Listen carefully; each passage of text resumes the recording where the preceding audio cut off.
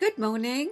Well, I'm sitting the opposite side of the table today because if I sit that side, um, the light comes in and it looks like I haven't got any hair because my hair's so white. Mind you, I've always been white, so don't feel sorry for me. I went grey when I was when I was very young, very young. So did Pete. So it's nothing new. However, you can see even with the curtains pulled here, you see it makes you look like you haven't got any hair. So I'm sitting this side anyway. So good morning. It's Sunday morning because I do my podcast on a Sunday and then put it up on Monday. And it's Sunday morning. Usually I do it in the afternoon, but I'm busy the rest of the day. So I thought, oh, get it done in the morning, see how it goes. I'm an early bird. I'm not one of these evening types. No, I like to get up in the morning and start the day because that's how I am. So it's raining and drizzly, not too cold, but oh, it's not warm. It's not like August. Absolutely not. And I was born on a boiling hot day on the 8th of August. So, it'll be next Sunday, won't it? And it was boiling. Well, we had our summer last week. Not this last week, just gone, the week before. Everybody was saying, oh, isn't it hot? Isn't it hot? But I loved it, as you know. So, yes, it's not very good now. I had friends visit this week and they came on Tuesday and they went Saturday, and Tuesday night Pete went down with bad cough and everything, did the COVID test as you do. No, that was clear. And today he's much better. He's up and about, just he's got to get his strength back, and I'm sort of coughing, but I feel fine, so you'll have to excuse me if I've got a frog in my throat. So my name's Penny. I come from the south east of England and I live with Pete, my husband, and my 5 chickens. And as I say, I've had visitors this week, so we've been to bed really late and we've got up really early and we've made the most of every single day because I haven't seen them for 2 years. But they walked in and I can't tell you, it was just as if those 2 years hadn't been. So it was lovely. They live in Suffolk and she brought some photos with her. I was so thrilled. And she said, look, here's a pile of photos. She said, take what you want. And I chose this one. Well, one of them. I had a few, but I haven't got this one and I absolutely love it. It's Jan, my friend, and me at my daughter's wedding. I had to look it up because I'm hopeless with dates. Anybody who knows me, I don't know any dates. I don't even know the date, although it is the 1st of August today. But it was 1993, September the 11th. And here's Jan and me. Shall I show you? I've got straight teeth and my teeth are hateful. I can't bear them now. I've just got a little crossy over one. And apart from that, they're not too bad. So all of that must have come on later, but at least they're my own, so I'm pleased. Anyway, here we are.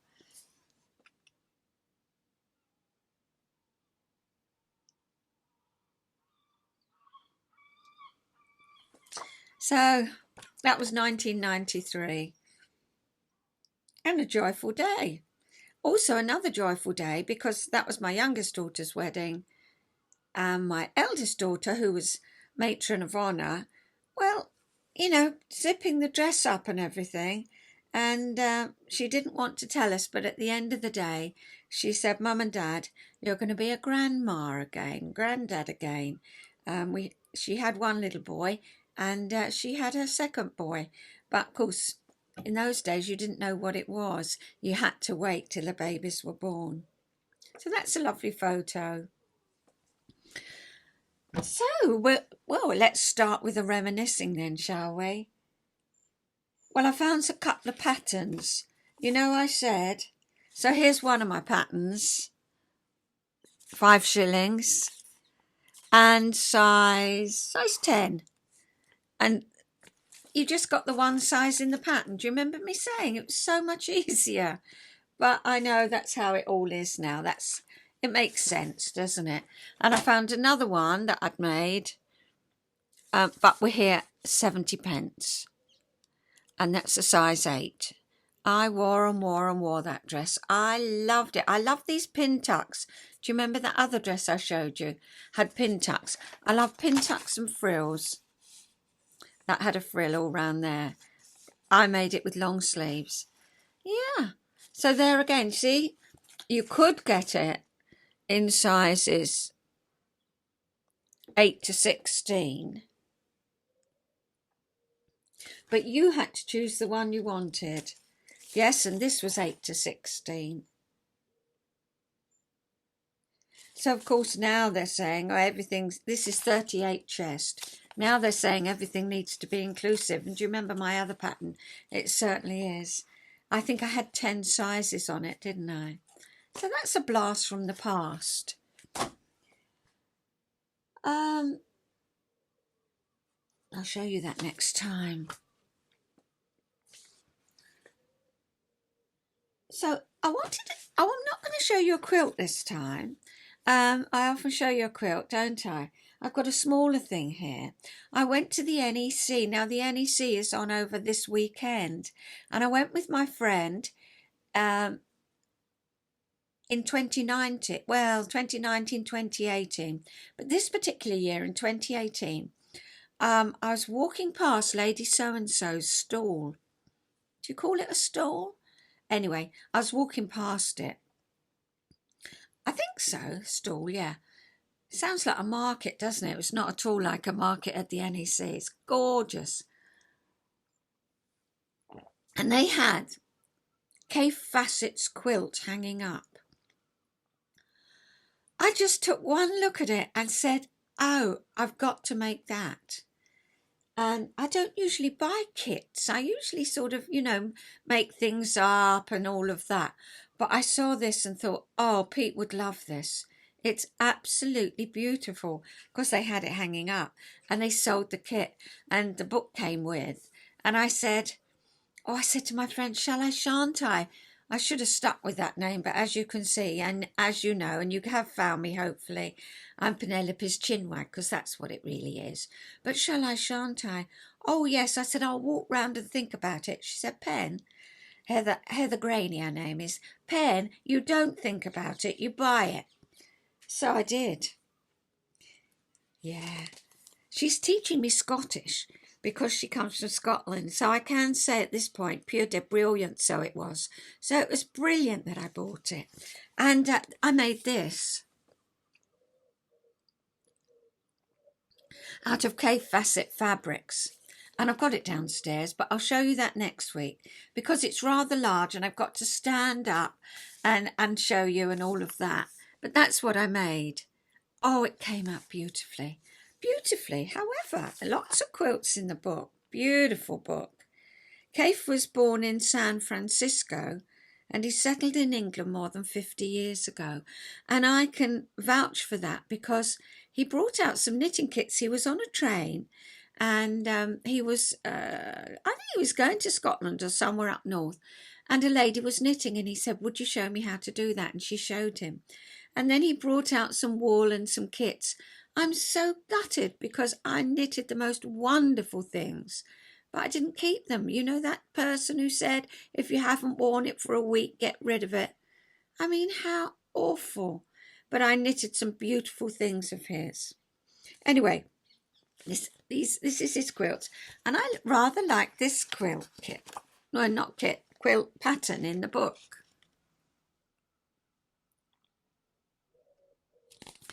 And I thought, well, before I make the quilt, shall I just make one of these times 4 and see what it looks like joined up? So I did. And I made and that's what I'm showing you. I'll show you that quilt next week. I made a placemat from Liberty. So can you see, you join these bits, not difficult, you join these bits going round, put that on there, and that bit on there, and you make that. Now with that quilt, it was positioned like that, wasn't it? A fan. But I thought, well, let's do another one. So I did that one. And then I did that one. I love these limiters. I think it's a English country garden. I'm not quite sure. I think it is. And then I did this one. That's tea for two. And then I joined the four together. And you know, that's lovely because often you make mats. Well, I do. I make mats and I don't want to put anything on them. But that's perfect because when that's on the table, you put your bowl on there or your vase of flowers and you've got that round the edge. I really like that. I must make some more. But we haven't got a large house now. And, well, where do you put them all? Well, you make them for friends, Penny. All right. I'll give myself a talking to. But I really like that. And I thought if you made them as fans, that would look really pretty quilt, wouldn't it? And you could do it with all your scraps. So that might be something I think about. So, yeah. That's a beautiful book, though. Quilts in America. So another blast from the past is this pattern. 6 old pence, not 6 new pence. 6pence. That's 2.5 pence in today's money. And my mum made this. Now, people make books now. I see them on their podcast and they have knitting books and they write what they're knitting and they write the date. And I'm not quite so organised. But here again, one size to fit 34 to 6 inch bust. I can show you the pattern because it's so old. And it says Scandinavian style. I've never read that before. A traditional Norwegian pattern is used for this dolman sleeve sweater. I remember my mum knitting it. She knitted it in 1964. And I said, oh, Mum, I love that so much. Will you knit me one? I want it extra long, so I asked her to do another 2 patterns because the fashion then was to wear them over the bottom. And I wanted it in purples and blues, and she did it for me. I didn't keep that one, but I kept Mum's one, and I was really pleased I did. I'll show you. This is a 34 to 36, so only the one size. Whether you went through and chose the different sizes, but I'm not sure. I don't think you did. They just did it in the one size. You can see how people now say, oh, isn't it brilliant? We've got a size inclusive. So here it is. It's got the dolman sleeve.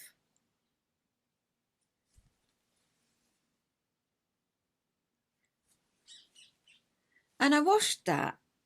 And it comes up well, it's come up beautiful. 1964 she knitted that.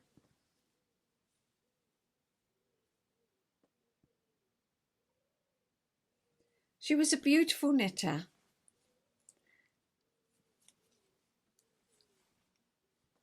So there we are. That's my blast from the past.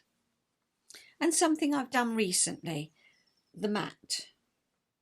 Now I've got a little bit of extra this week. I've got a poem because our friends Bob and Jan, they came to stay and he said, he just popped upstairs and he said, I've written a poem. I said, well, I never, Bob. A poem? He said, yeah. Down he came. I haven't had my breakfast yet. Excuse me, won't you? So I've got it here. So I'm going to read it to you. Well, try and read it to you. And it's called I Never Knew This. After he'd read it, I said, well, Bob, I never knew it. I call him Bobby Dazzler because he's a window cleaner. I'm not giving too much away, but he's 78 and he still cleans windows. And they are like, when they arrived, I thought, well, here she is. When they arrived, I thought there was something out the 60s. They just look the same. There she is. I call her Darling Jan and I call him Bobby Dazzler. Anyway, no, you'll never find a flower on a fig tree. Search and try to see such beauty on the shady tree. Try to find some pretty colours. No, you'll never see such flowers. No, you'll never find a flower on a fig tree. When we see the fig tree's fruit, just a green and bulbous shoot, there's no flower on the outside, no pleasant scent resides.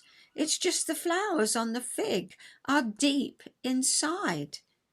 No, you'll never find a flower on a fig tree. The reason is, you see, that our Creator did decree that the wasp and not the bee would pollinate this tree. Now, you'll never find a flower on a fig tree. Now, the tiny wasp arrives and digs herself deep down inside, lays her eggs inside the flower, has expended all her power. Exhausted, there she lays. But her body just decays. No, you'll never find a flower on a fig tree. Now the little eggs will hatch, and it's the male that starts to scratch and find the female wasp with passion. You know what then does happen? No, you'll never find a flower on a fig tree. The male wasps then decide to let the girls escape outside. The boys then dig an exit hole so death will not defeat them. So next time you enjoy a fig and hear a little crunch, you may have found the female wasp. Hope you enjoy your lunch. Isn't that fantastic?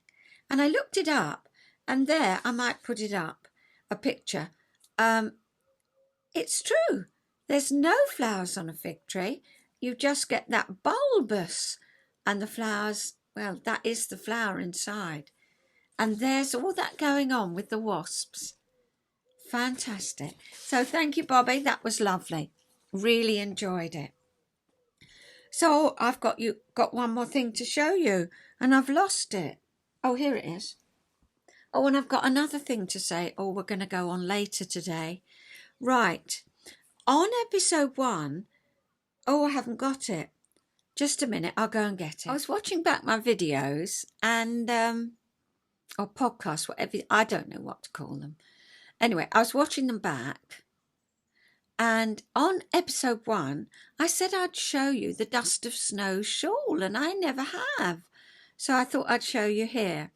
I absolutely love Helen Stewart's shawls. I love them.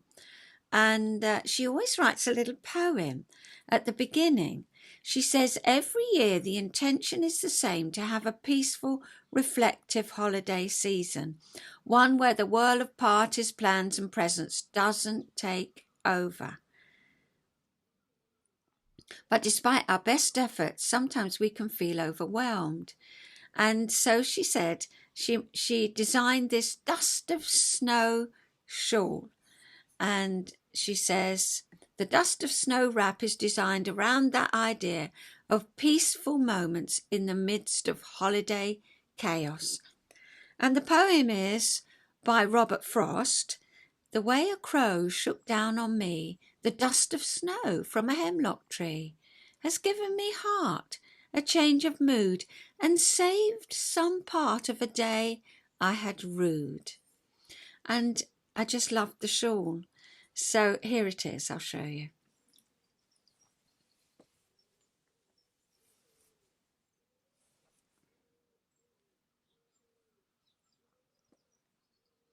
I used wool from Ellie from Craft House Magic, and I used it double with alpaca and silk. Some people call it floof. So I held the two yarns together, and you can see the colours. It doesn't show the colours up in on here. In real life, it is beautiful, and I absolutely love it because it goes round, and it's as soft and warm as you could wish for. So that's the dust of snow. It has 3 patterns. This one, which is a left and right. This one, which is the whole straight down.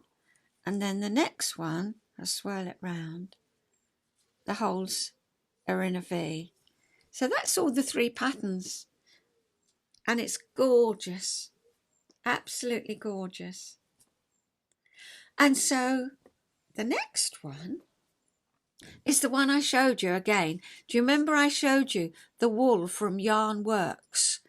And it's, well, Pete wants me to knit him one, but instead of doing the picot edge round the edge, he wants me to put an I-cord round. So, well, if he wants it, it'll come. So,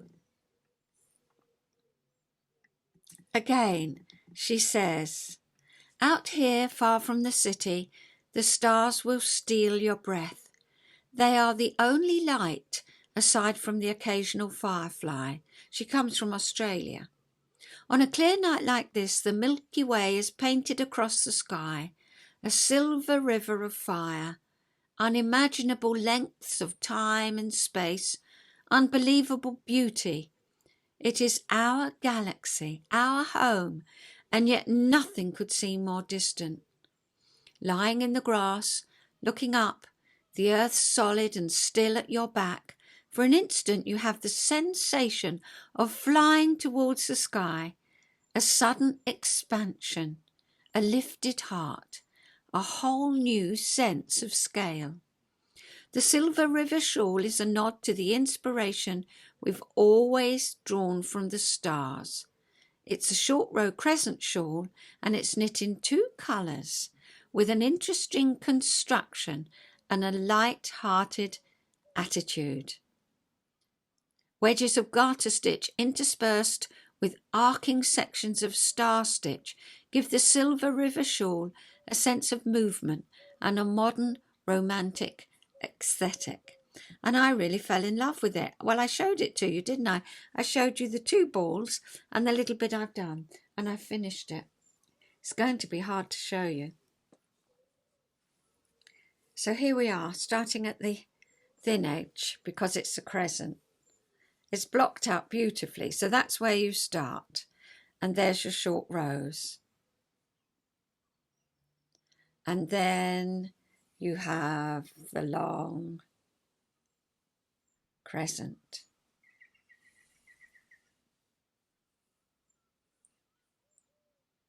And this is a simple stitch, simple dimple stitch.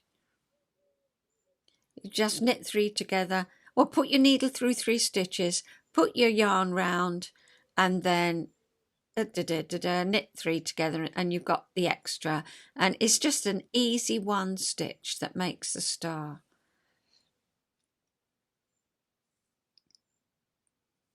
It's lovely, isn't it? So here we go.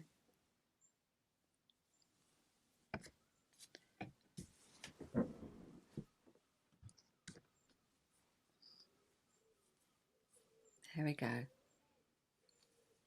Oh, how am I going to put that on? Hang on. Like that. That's it. That's better.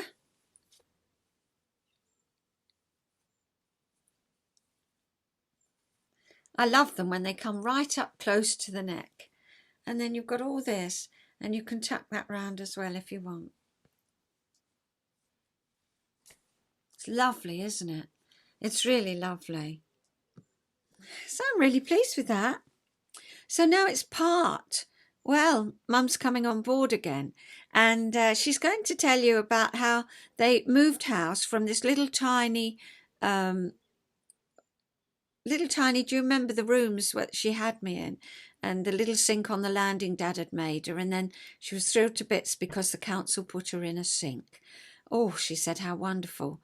And then my granddad said the house opposite them, they were letting the upstairs. Well, if you knew these houses, they're tiny.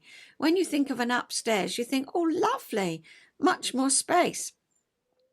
But, you know, well, they're very small, very small. But, well, it was lovely for Mum. She had a toilet that they could share upstairs, she says.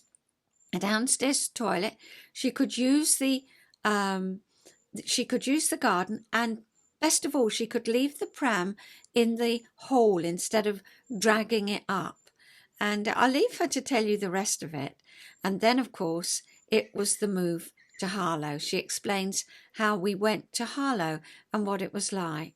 So I'll leave Mum to tell you that.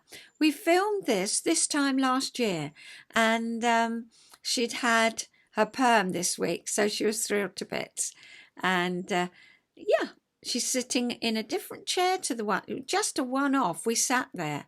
I wanted her to sit in a comfortable chair, but all the other vlogs, we went back to sitting around the table, which was, I think, nicer. But anyway, I'll leave Mum to tell the story. When you were about 18 months, the couple who owned the house, which was only about 3 doors from where we had our honeymoon near Nan and Grandad, they decided to let the whole of their top floor. And they had converted the bathroom into a bit of a kitchen. They'd put a big board on the bath, and they'd made a small bedroom into a kitchen. So that was where we moved then. That came vacant, and it was a bigger flat, and it was just round the corner from Nan and Grandad. So it was lovely to be able to have a bath, but before we were able to have a bath, we had to move this board and all the bits from what we'd used for the kitchen. But we could still have a bath, which was lovely. And we were also able, we shared their loo upstairs, and there was an outdoor loo in the garden, and we were allowed to use the garden. And if the weather was nice, and I would take you down in the garden, and there was an outdoor loo there. And I remember one day we went down there to have a little wander around, and I decided to use the toilet and so you were left alone just in that for a few minutes. But while you were there, you took a grape and ate a grape from the little grapevine that the owner of the house had spent 2 years growing, and he was so proud of this because this year it had started to grow grapes, but he knew exactly how many grapes there was on that because he'd been out there all the time watching this grow. So that was during the morning, but in the evening, I think they'd gone out for the day, and then when they came back in the evening, he was jolly cross because he said, I know how many grapes there was on that this morning, and No. I'm one less. And he quizzed me, and I had to really be honest and say that you'd picked it, and he wasn't at all pleased about that. But it was a lovely little garden, and they were nice people, and it was lovely that we were only just across the road from Nan and Grandad, so we spent lots of time there, and we were there about 9 months, and that was lovely. Grandad knew somebody who was able to recommend us to a new town that had been built, Harlow New Town. Wow. And we were recommended for a flat there, and it was just absolutely, the flat was marvellous. It was absolutely lovely. But did it feel miles away, or did it feel... Yes, it seemed it was a good hour away from London. Yeah. The Green Line coach went to Harlow and then to London. Right. When we were recommended there, when we saw the flat, it was just marvellous. It was lovely. We were, I think, so happy to have the flat that in a way compensated for not seeing our friends. And I think when you think about work hours then, they were so long. And everybody worked Saturday morning. Right. The 5-day week hadn't come in then. Yeah. That everybody was so busy that the only time you really saw your friends was perhaps at weekends. Yeah. You must have been able to take things in your stride. Well, I think really when you think that we went through the war and different things, all the different things that happened. Yeah. And then Dad being in the Air Force. Yeah. You just had to adapt yourself to whatever was happening then. And you had to adapt. There was no help otherwise, you know, coming from anywhere else. You had to get on with things and do things yourself. Yeah. I remember Pop saying the same. The more you can adapt to what your situation is, the easier life is. The biggest thing changed that really helped us was the NHS. Yes, yes. And that made and the council being able to do things. Yeah. So I hope you found that interesting. Days gone by, and what? You see, it goes in, it whirls round, and then it comes out again before I've even said it. And what? Oh, yes, I thought it was a good point the more we can accept, the better we can really deal with what's going on in our lives. And I think over this last year, the more we can accept, it's been easier for people that find it very difficult to accept. And in counselling, we call it the worth it clause. It might be difficult to accept it, but it's worth it because it makes us feel better. And I was reading a little saying, in my notebook it came up, it's not stress that kills us, it's how we deal with it. And I thought that was very important. It's how we manage things, isn't it, that's so important. And I think Mum's a great lesson for us there. So now I'm going to put up a little film, because if we walk one way from our house, we can walk into Broadstairs and along the seashore and into town, which I put up last week. But if we walk the other way, we walk through a farm, and it makes it seem like we're in the middle of the country. Our house actually backs onto the farm, and we're not in the middle of the country. It's very built up, but it's just that little corner where I live that is, I love it. So all through lockdown, we've been either walking into Broadstairs and round the jetty or walking round the farm. And so this particular week, the swallows were absolutely gorgeous. So I'm going to put that up now. So thank you for watching, and I'll see you next week. And I will still be called Penelope's Chinwag. Oh, and by the way, scurryfunge is an old English word. It's not a Scottish word. And so yeah, it's an old scurryfunge. I've been scurryfunging, but we had the most perfect guests, and I didn't need to scurryfunge after they'd gone. Everywhere was just lovely. So yeah, we've had a nice week, and I'm glad to say Pete's feeling a lot better. So I'll see you next week, as usual, Monday morning, bright and early. Bye. Thanks for watching, and take care.